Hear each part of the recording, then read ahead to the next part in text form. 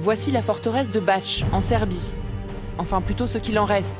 Construite au XIVe siècle, elle tombe aujourd'hui en ruine. Malgré des efforts considérables pour la conserver, cette forteresse est encore menacée. Nous faisons tout notre possible pour la consolider, mais sa structure reste très fragile. Les briques en argile utilisées pour les murs sont très détériorées. Nous avons découvert que dans certaines parties, il n'y avait même pas de fondation sous les murs, ce qui les rend encore moins stables.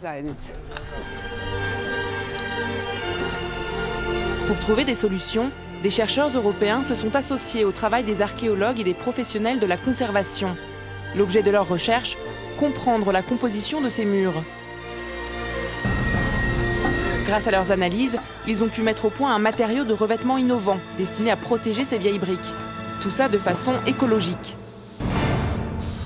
Ce matériau est actuellement en phase de test. C'est un mélange totalement naturel. Sa préparation ne nécessite aucun produit toxique. Je pourrais très bien le boire sans aucun risque.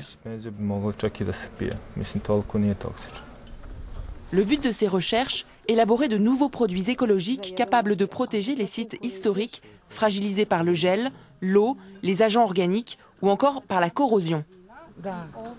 Nous avons développé deux matériaux innovants, un pour la consolidation des structures et l'autre pour leur préservation. Ils sont véritablement écologiques car ils sont fabriqués à partir de silicates et de carbonates avec une composition très proche de celle des briques, du mortier et du béton. Les scientifiques ont compris comment les briques et le mortier étaient confectionnés au Moyen-Âge. De retour au laboratoire, ils utilisent le même argile qu'ils mélangent à d'autres matières premières. Et en suivant les mêmes techniques de fabrication, ils obtiennent de véritables répliques des briques d'origine.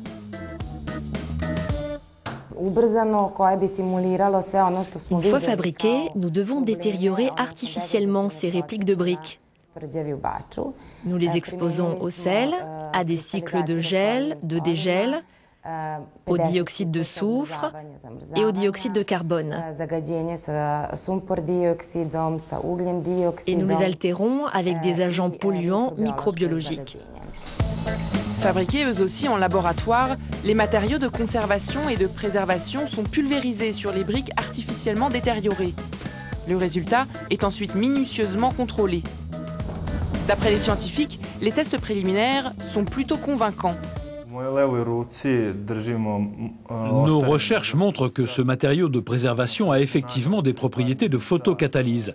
Il est également antimicrobien, c'est-à-dire qu'il détruit tout matériau organique susceptible de détériorer les briques. Et comme il est transparent, il ne modifie pas l'apparence du matériau de construction que l'on doit préserver.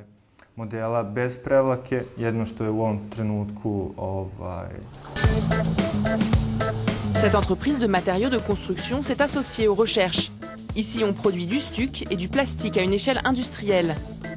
L'usine renferme aussi un site de production pilote et des installations de tests dédiées exclusivement aux matériaux de conservation qu'ils veulent développer. Et leur objectif est très clair.